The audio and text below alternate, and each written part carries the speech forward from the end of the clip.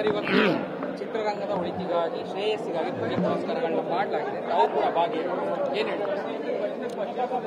ನಮಗೆ ಬಾಲ್ಯಾವಸ್ಥೆಯಿಂದನೂ ಕೂಡ ನಮ್ಮ ತಾಯಿ ತಂದೆ ಆಧ್ಯಾತ್ಮಿಕವಾಗಿ ಬೆಳೆಸಿದ್ದಾರೆ. ನಮಗೆ ಕೃಷ್ಣನ ಒಂದೇ ಒಂದು ಮಾತು ನಿತ್ಯ ನಿರಂತರವಾಗಿ ನಂಬಿಕೆ ಇಟ್ಟಿದ್ವಿ. ಅದಕ್ಕೆ ಫುಟ್ಪಾತಿಂದ ಮೇಲೆ ಎದ್ದು ಬಂದಿದ್ದೀವಿ. ಯಾಕೆಂದರೆ ನನಗೆ ಭಾಳ ನೋವಾಯಿತು. ದೇವ್ರ ಬಗ್ಗೆ ಎಲ್ಲ ಮಾತಾಡಿದಾಗೆಲ್ಲ ಅದನ್ನು ಅಪಭ್ರಂಶ ಮಾಡಿ ಮಾತಾಡೋವಂಥದ್ದು ಎಲ್ಲ ನಾನು ನೋಡಿದೆ. ಅದು ಅವರವರ ಸಂಸ್ಕೃತಿ, ಯಾರೇ ಆಗಿರಲಿ.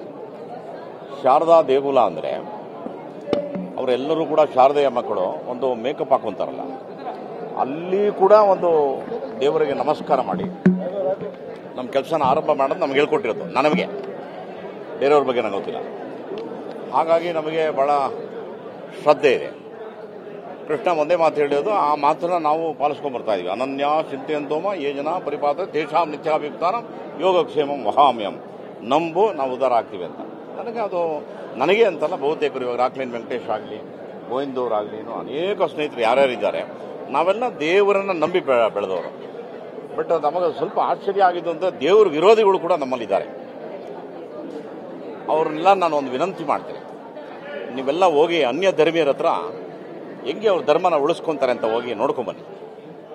ನಿಮಗೆ ಗೌರವ ಹೆಚ್ಚುತ್ತೆ.